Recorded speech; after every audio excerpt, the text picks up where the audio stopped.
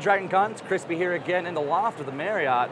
We got Mark Meer with us. Mark. Hello, sir. Man, thank you for making it out today. Oh, not at all. And hello, DragonCon TV. Fantastic. Now, you are a fun character in the sense that you have been coming to the show, now you're being invited to the show, and not only that, but you've also submitted content for the show, for DragonCon TV. I have. So you are involved in so many facets of this show over the few years. I mean, how has that experience been for you? Well, I mean, I've been coming into DragonCon as a fan since like 1998, and of course, a few years ago, I started submitting stuff to DragonCon TV from one of the TV shows I do up in Canada, Caution May Contain Nuts. And our sketches seem to go over well, and you guys like them. And I had many people pretty big fans, saying they'd seen it on DragonCon TV. So this year we've actually submitted some more sketches from my new show, Tiny Plastic Men, which I'm one of the co-creators on and a writer, and I'm one of the stars as well. So, all right, so you're multi aspects of just every, like you tend to be involved in everything. Like, and when it comes to any kind of production you're in, you're a very hands-on kind of guy. A lot of what you see in the show are my costumes, especially in the sketches that we submitted. Like I play Cthulhu, for example, in the sketch. That is my Cthulhu costume. I brought it myself. When I pitched it to the producers, they were like, how are we going to get a Cthulhu costume? How will we afford that? I've already spent money on that. Believe it or not, I've already got a Cthulhu costume ready to go. I've already got a Cthulhu costume. How many people can say that? Oh, I've got that. It's good. It's good. Well, I'll bring my Cthulhu we need a costume. supervillain costume? I've got one. Check. All done. And also at DragonCon, I'm involved in cosplay stuff. I'll be marching with the Mass Effect group in the parade, and also we have a big Mass Effect photo shoot tomorrow afternoon. And I mean, there's a bit of a connection there in that aspect as well. Yeah, well, because I did a few voices in Mass Effect. Just a few. Some aliens, the Vorcha, the Hanar, Blasto, Niftu Cal, the Biotic God, and also Commander Shepard, the player. That's kind of a big deal there. Well, the male version of Commander Shepard. Right. Well, I mean, the female, there's a little bit of, not necessarily a cross-play aspect there, but... well, I suppose there could be. But. And that's one of the cool things like I actually spoken with is about one of our people earlier is like, you cosplayed as your own character. That's true. Way before Bryan Cranston did. Right. That's kind of become the marker. That came up earlier as well, and I was reminded of that with you doing the Shepard, and that got a fair amount of coverage. And it was one of those things like when I saw you do it, I was like, why has this not happened before? It was such an obvious decision. And actually, I should not take credit as the guy who started cosplaying as Fair enough. Because Rena McNair, who's actually the face model of Morinth and Samara from the Mass Effect series. All right. She was costuming. Well, she was here last year as well, right? Right. She's here again this year. Fantastic. And she was costuming as herself long before I did. All right. And I owe costuming as myself completely to David Carpenter of Evil FX Props and Armor. Now, I met David at DragonCon a few years ago. He was dressed as Commander Shepard at the time. All right. So I thought it appropriate to introduce myself. Makes sense. At the time, I was dressed as Sinestro Press Corps Hunter S. Thompson. So it was a Hunter S. Thompson in a Sinestro Corps the yellow outfit. Yeah, that's... My powers are based on fear and loathing. That kind of I love that concept. I've got another mashup Hunter S. Thompson for this year, actually.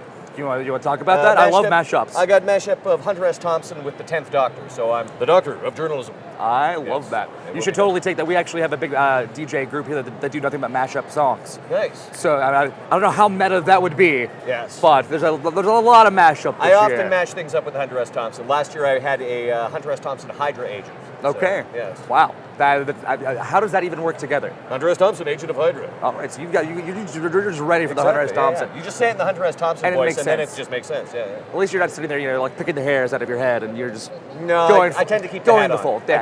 Makes sense. Now, with the show, obviously you being a part of the show, yes. What are some things like throughout the context of the show, like you as a fan? What do you look for at DragonCon? Well, DragonCon for me is it's a big shopping expedition in large measure. I definitely hit the dealer rooms. Did you already? I did already. I've got a huge pile of bags here. Mark sack there. It's fresh from the dealer room, and that's probably going to be my one window to visit the dealer room because now I'm doing panels and I'm doing costuming. Gonna do that all the official stuff. Yes. Yeah. And interviews like right now. Yeah, all right. For which we were very appreciative. Not at all, my pleasure. Fair enough. It's an honor to be interviewed on DragonCon. Ooh, excellent. Remember that. We'll store that one for the records. So I like to think that people are watching this lying on their hotel beds, getting over their hangovers. And they will. Yeah. I can totally. I'm gonna make that promise that we'll make that happen for Excellent. you. Good. And it'll just randomly happen. Like, oh, who is this guy? I'm just gonna go back to sleep. Yes, exactly. So for shopping though, like, what are the items? Like, what are your go-to items? Like, what do you purchase? I can show you a few things. Personal. Let's see. Let's start out. I have a nice cross section of nerdy purchases. Like you would. Starting with some LARP weapons. All right. Yeah, I got the lead pipe there. Lead pipe, yes. Do you need to get that piece tied? Are we okay up here? I think no, we're okay. They're saying we're okay. And bayonets. Bayonets. And I'm specifically not looking for fantasy LARP weapons. I have a few of those, which I use in a stage show I do called Improv Dungeons and Dragons. Which is basically what it sounds yeah, like. Yeah, that's going to deliver exactly, I would imagine. Yeah. But these specifically I got for a Call of Cthulhu 1940s LARP, which I do annually in Britain. So a very period piece. It's a period piece set with in the Cthulhu 1940s, spin. with Cthulhu, and it's staged by a bunch of brilliant friends of mine. It's not open to the public. It's sort of by invite only, but these guys spent months building props and finding locations, and usually we're in isolated locations, sometimes historical sites. Right. I once played in a 16th century tower. There was, yeah. How does that make sense? I am going to go play my LARP in this ancient site. You know, it helps to have, cool, as I say, brilliant friends who do all the work, and then you just show up and have a good time. That's about all I do at this show, I'll be honest with you. So, now and beyond that, I have a number of, various Lovecraft-related purchases. All research, probably. Yes, of course. I actually own this. This is a gift for a friend. Oh, excellent. So you're paying it forward then. Here, exactly. My Cthulhu to you, sir. And my friend actually became the artistic director of a 1920s era cinema. Huh. And so I figured, maybe he should take that a look would at be this an excellent and maybe purchase. get a hold of the H.P. Lovecraft Historical Society and have a screening of it. I like the way you think, sir. Exactly.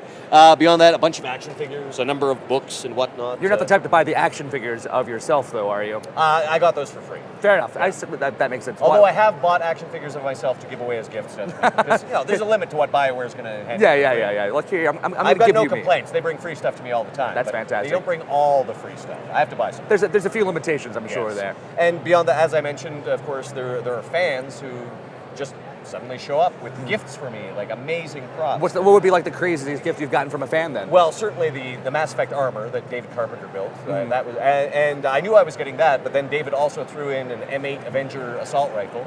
Here's a fantastic prop. I had to mail it back to myself because my suitcase was full. Fair enough. Another fellow, Eric Jarman of Jarman Props, presented me with a hard cast N7 helmet that lit up from the inside, had a clear visor the entire bit. These kind of things are amazing, and constantly you're getting things like little plush crocheted Blastos, little gifts. I got a Shepard Sackboy from a fan once. Like from the Little Big Planet Sackboys. Yeah, except done in Shepard style. That's fantastic. And so just amazing gifts. So you were living the life, playing with all the toys. I know. Being all the faces. I was already a nerd, so it's like, this is heaven. So this is enabling, is what I'm hearing. It's enabling my nerdy lifestyle. Well, fantastic. Well, what's your next big project that you got coming up? Tiny Plastic Men has, the stuff you'll be seeing on DragonCon TV here. is from season 1. We've just shot season 2, and we're currently editing it. And excellent. So, hilariously, while I'm at DragonCon, I'm sort of like giving notes on rough cuts that keep being sent to me. So doing a little bit of work here and there. When can we expect to see that air online? Online, that's the thing. We are on I guess you would call it the Canadian equivalent of HBO. Excellent then. Though not HBO Canada. That's a completely subsidiary of HBO. This is called Super Channel. Super Channel, okay. And they tend to want it to be exclusive. For some time. We're hoping that they're going to allow some of the Season 1 stuff online to promote Season 2. But for right now, in the States, DragonCon TV is the only place that you can see Tiny Plastic Men. So keep an eye out to the DragonCon TV feed. Indeed. And we'll keep an eye out for Mark Meer when you're hungover in the morning. And I should also mention one of the things I'm doing here at DragonCon is the Puppet Slam. The Puppet Slam on Sunday night. On Sunday night. I've been in every Puppet Slam so far, due to my fine friend Bo Brown, who, even though I am not a professional puppeteer, just a dabbler and a fan of puppets, and he allows me to participate with all those talented people. We've been having an ongoing thing here in our interviews. So Bo Brown, if you want to get into the Puppet Slam, reach out to Bo Brown and he'll give you a seat. So Bo, we love you. We love Bo. So Mark, thank you for your time. Thank you very much. And we're going to catch you around at DragonCon, hopefully in more years, right? I certainly hope so. Like I say, I haven't missed one since 1998. So. That's a pretty impressive record. Well, thank you. All right, so thank you very much.